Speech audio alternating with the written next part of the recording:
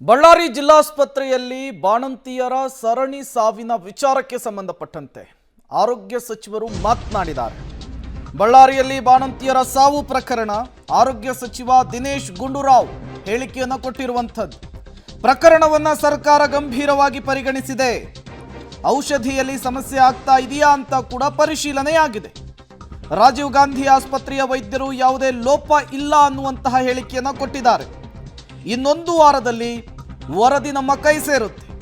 ತಪ್ಪಿತಸ್ಥ ಕಂಪನಿಗಳ ವಿರುದ್ಧ ನಾವು ಕ್ರಮವನ್ನು ತೆಗೆದುಕೊಳ್ತೇವೆ ಅಂತ ಹೇಳಿ ಆರೋಗ್ಯ ಸಚಿವರಾಗಿರುವಂತಹ ದಿನೇಶ್ ಗುಂಡೂರಾವ್ ಅವರು ಬಳ್ಳಾರಿಯಲ್ಲಿ ಬಾಣಂತಿಯರ ಸರಣಿ ಸಾವಿನ ವಿಚಾರಕ್ಕೆ ಸಂಬಂಧಪಟ್ಟಂತೆ ತಮ್ಮ ಪ್ರತಿಕ್ರಿಯೆ ಕೊಟ್ಟಿದ್ದು ಹೀಗೆ.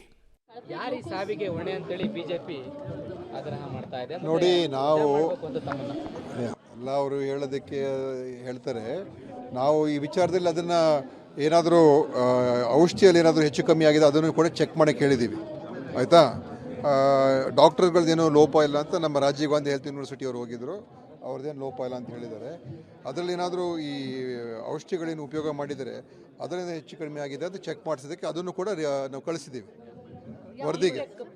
ಅದು ಬಹುಶಃ ಅದಕ್ಕೊಂದು ವಾರ ಆದರೂ ಬೇಕಾಗ್ತದೆ. ಹಿಂದೆ ರಿಂಗರ್ ಲ್ಯಾಕ್ಟೇಸ್ ಅಂತ ಒಂದಿತ್ತು, ನಮ್ಗೆ ಗೊತ್ತಾದಾಗ ಅದನ್ನು ನಾವು ಎಲ್ಲೂ ಕೂಡ ಸಪ್ಲೈ ಆಗಬಾರ್ದು ಅಂತ ನಾವು ಆದೇಶ ಮಾಡಿದ್ದು. ಆಮೇಲೆ ಅವರು ಸೆಂಟ್ರಲ್ ಡ್ರಗ್ಸ್ ಇದರಿಂದ ಕೋರ್ಟ್ಗೆ ಹೋಗಿ ಅದು ಎಲ್ಲ ಸ್ವಲ್ಪ ಸರಿ ಇದೆ ಅಂತ ಅದು ಏನೋ ಆದೇಶ ಆಗಿತ್ತು. ಸೊ ಅದರಿಂದ ನಾವು ಅದನ್ನು ಯೂಸ್ ಮಾಡಬಾರ್ದು ಅಂತ ನಾವು ಹೇಳಿದ್ದು. ಅದೇನಾದರೂ ಅದನ್ನು ಈಗ ಇದ್ರಲ್ಲಿ ಗೊತ್ತಾಗ್ತದೆ, ಈಗ ಅವರು ಯೂಸ್ ಮಾಡಿರೋದ್ರಲ್ಲಿ ಸರಿ ಇದೆಯಾ ಇಲ್ವಾ. ಯಾಕಂದರೆ ಕೆಲವು ಬ್ಯಾಚಸ್ ನಾವು ಸ್ಟಾಪ್ ಮಾಡಿದ್ದು, ಕೆಲವು ಬ್ಯಾಚಸ್ ಉಪಯೋಗ ಮಾಡ್ಬೋದು ಅಂತ ಅವ್ರಿಗೆ ಕೋರ್ಟಿಂದ ಆದೇಶ ಕೂಡ ಬಂದಿತ್ತು. ಅದರಿಂದ ಕಪ್ಪು ಪಟ್ಟಿಗೇನು ಹಾಕಿಲ್ಲ, ಕಪ್ಪು ಪಟ್ಟಿಗೇನಿಲ್ಲ, ವಿಡ್ರಾ ಮಾಡಬೇಕು ಅಂತ ಹೇಳಿದ್ದು. ಅದು ಯೂಸ್ ಮಾಡಬಾರ್ದು ಅಂತಲೂ ಹೇಳಿದ್ದು, ನಾಟ್ ಫಾರ್ ಯೂಸ್ ಅಂತ ಮಾಡಿದ್ದು. ನೋಡಮ್ಮ ಹಂಗಲ್ಲ ಇದು. ಯಾಕಂತ ಹೇಳಿದ್ರೆ ಇದು ಡ್ರಗ್ ರೆಗ್ಯುಲೇಷನ್ಸ್ ತುಂಬ ಕಾಂಪ್ಲಿಕೇಟೆಡ್ ಇದೆ. ಆ್ಯಕ್ಟ್ ಕೂಡ ಸೆಂಟ್ರಲ್ ಆ್ಯಕ್ಟ್ ಕೂಡ ಭಾಳ ವೀಕ್ ಇದೆ. ಯಾರು ಕೂಡ ಅದ್ರ ಮೇಲೆ ಅವ್ರ ಮೇಲೆ ಅಷ್ಟು ಸುಲಭ ಕ್ರಮ ತೊಗೊಳಕ್ಕೂ ಕೂಡ ಆಗೋದಿಲ್ಲ, ನೀವು ನೋಡಿರ್ತೀರ. ಅದಕ್ಕೆ ನಾವು ನಮ್ಮ ಕಡೆಯಿಂದ ಹಿಂದಿನ ಆದೇಶ ಕೊಟ್ಟಿತ್ತು. ಆಮೇಲೆ ಅವರು ಕೋರ್ಟ್ಗಳಿಗೆಲ್ಲ ಹೋಗಿದ್ರು. ಅದೇನೇ ಇರಲಿ, ಈ ವಿಚಾರದಲ್ಲಿ ಏನಂತ ಸ್ಪಷ್ಟ ಒಂದು ಇದು ಬಂದ ಮೇಲೆ ಆಮೇಲೆ ನಾವು ಕ್ರಮ ತಗೊಳ್ತೀವಿ.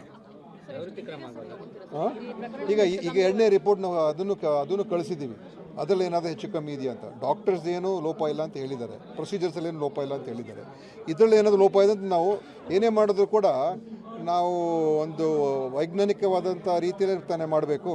ಯಾವುದೋ ಊಹಾಪೋಹ ಮೇಲೆ ಮಾಡೋಕ್ಕಾಗೋದಿಲ್ಲ.